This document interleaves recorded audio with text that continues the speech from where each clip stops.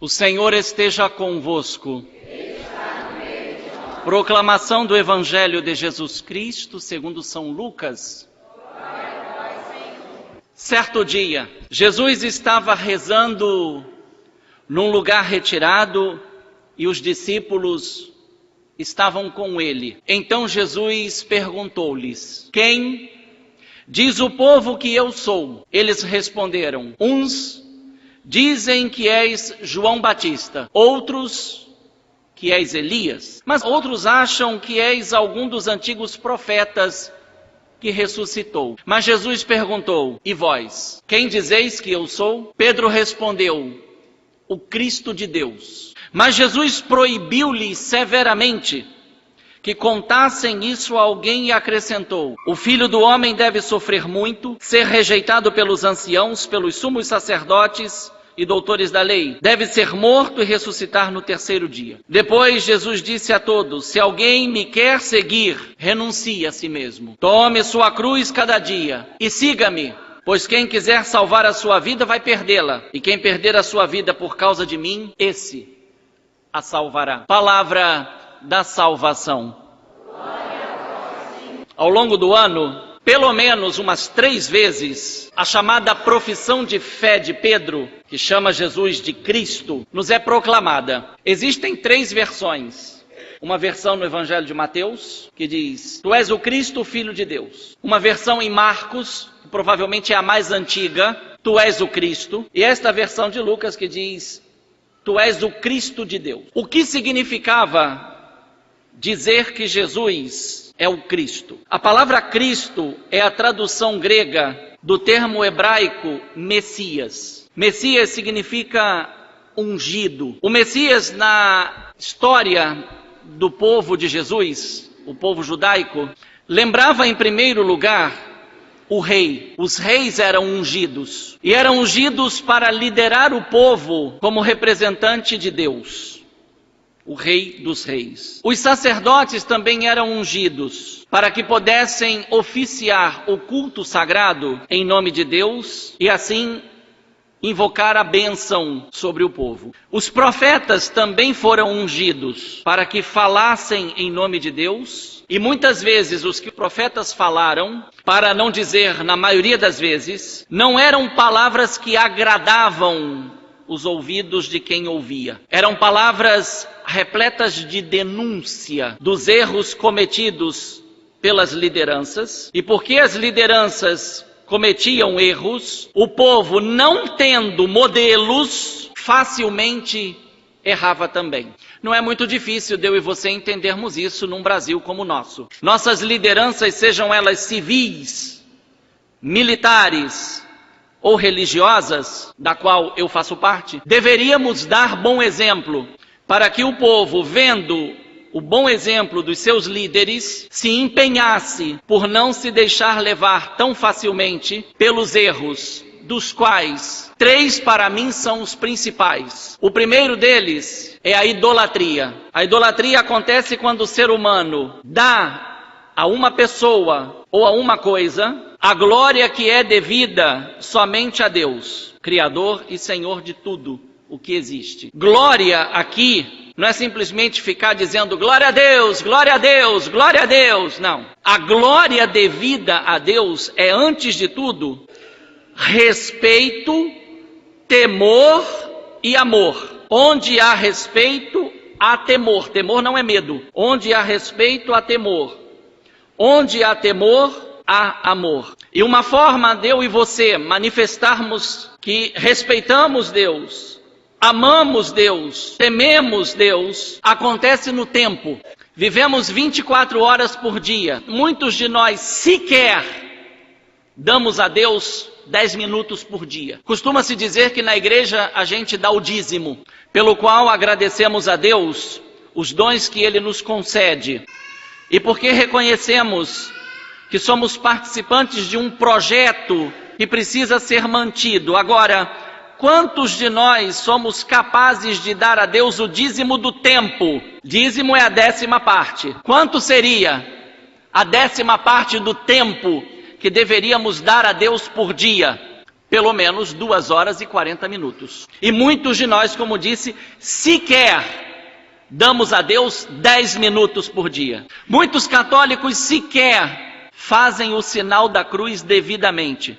Pelo sinal da Santa Cruz, então, nem se fala. Muitos já nem sabem que ele existe. Pelo sinal da Santa Cruz, livra-nos Deus nosso Senhor dos nossos inimigos. E na hora da proclamação do Evangelho, a gente faz o tríplice sinal da cruz, na mente, nos lábios e no coração, para quê? Purificai, Senhor, minha mente, meus lábios e o meu coração, para que eu dignamente escute e pratique a sua palavra. O sinal da cruz, pelo sinal da cruz, não são enfeites de um católico, são manifestações de fé. O segundo erro decorre da idolatria, são as injustiças. Quem não procura ser justo para com Deus, jamais conseguirá ser justo para com seu próximo, porque não tem o parâmetro. O terceiro grande erro é a corrupção. A corrupção é a filha da injustiça e neta da idolatria. É nessa sequência. A idolatria é a avó, a injustiça é a filha, a corrupção é a neta. De tal modo que se eu não dou a Deus o devido louvor, não pratico a justiça para com Deus, como disse, não vou praticar a justiça para com o próximo. O próximo que se dane, facilmente me torno corrupto, porque não tenho parâmetros. Pedro, quando disse, tu és o Cristo, Pedro estava lembrando da sua tradição religiosa, porém, na cabeça de Pedro e dos seus companheiros apóstolos, o ungido do Senhor era uma pessoa blindada, nada de mal podia acontecer com ele. E me chama a atenção, e deveria ter chamado a sua atenção também, pega o folheto, juntos. Mas Jesus proibiu-lhes severamente de que contassem isso a alguém. A tradução está muito aliviada. O original grego diz que Jesus gritou com eles, não concordou com aquilo que ouviu. Pedro não fez um elogio a Jesus, segundo Lucas. Pedro simplesmente expressou que no Evangelho de Mateus, aí a gente fica muito influenciado pelo Evangelho de Mateus, que tem outro tipo de destinatário.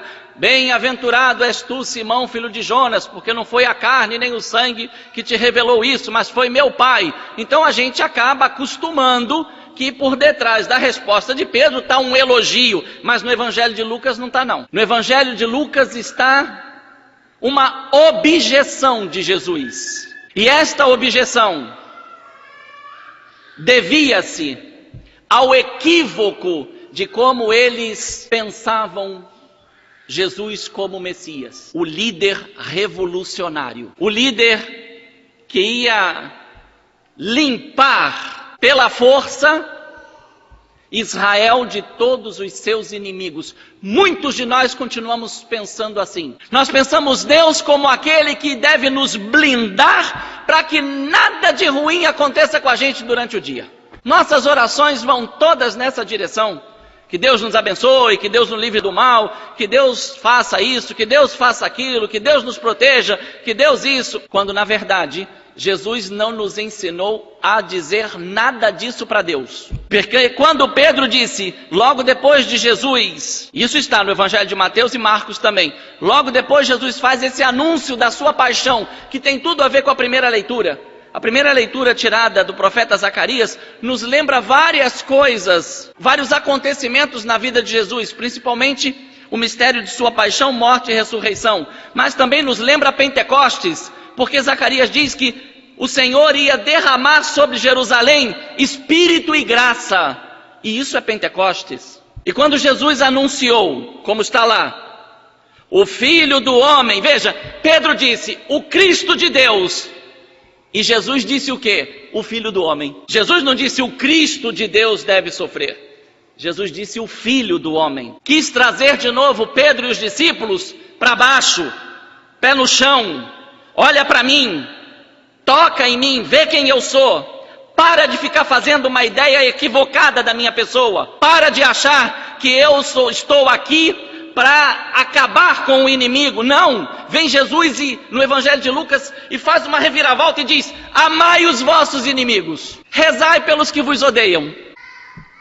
É uma senhora pancada na nossa cabeça, porque pega a nossa religião e faz assim, ó, vira de cabeça para baixo. Como quem diz, a proposta de Jesus certamente não tem quase nada a ver com o nosso modo de praticar religião. Nossa religião é a religião do sucesso, do poder e da vida fácil. De um Deus que tem que nos dar essas três coisas. Não um Deus que faz a seguinte proposta para mim e para você. Me diga, aqui está o que eu e você queremos da religião. Sucesso, poder e vida fácil. Foram as três coisas que Jesus rejeitou nas tentações. Aí vem Jesus e diz assim: quer ser meu discípulo? Renuncie a si mesmo. Tome sua cruz de cada dia e me siga. 3 contra 3. Onde é que fica o desempate? Quem quiser salvar sua vida, sucesso, poder e vida fácil, vai perdê-la. Quem perde por causa de mim e do Evangelho, vai salvá-la. De quem é a decisão agora? De Deus? Não. É minha e sua. E essa decisão, segundo a segunda leitura, pode acontecer em mim e em você, não por nossas forças naturais, mas pela graça de Deus na minha vida e na sua. Graça essa que a gente recebeu no dia do batismo. E que nos configurou a Jesus Cristo. Não no sucesso, poder e vida fácil que a gente tanto quer, mas nos configura a Cristo na renúncia, porque Jesus renunciou ao messianismo do poder, pegou a sua cruz, e cruz aqui, o grande problema é esse. Quando a gente fala em cruz, a gente pensa naquele 2 paus cruzados, né? Não é assim? A gente pensa em 2 paus cruzados. A verdadeira cruz que eu tenho que pegar todos os dias, chama-se eu mesmo. Eu, Leonardo, você, Maria, Joaquina, Rita, Periceia, Ronaldo. A cruz de cada dia é a luta minha e sua para não querer submeter Deus à nossa vontade, porque é o que eu e você mais procuramos fazer na vida. Submeter Deus à nossa vontade. A gente reza, seja feita a tua vontade, assim na terra como no céu, mas no fundo e no fim, a gente sempre pede a Deus que faça aquilo que a gente quer. Então agora, diante dessa proposta, fica uma distinção. Jesus não chamou os seus discípulos a acompanhá-lo. Jesus chamou os seus discípulos a segui-lo. Há uma diferença entre acompanhar e seguir. A gente acompanha o enterro. A gente acompanha o enterro até que o defunto vá para a cova. A gente acompanha um programa de televisão até que ele se encerre. Mas Jesus não quer acompanhantes. Jesus quer seguidores. Renuncie a si mesmo. Tome a sua cruz de cada dia e me siga. Em português, se eu estiver errado, me corrijam. O verbo seguir é bitransitivo. Ele pede um objeto direto e um objeto indireto. Quem segue, segue alguém para algum lugar.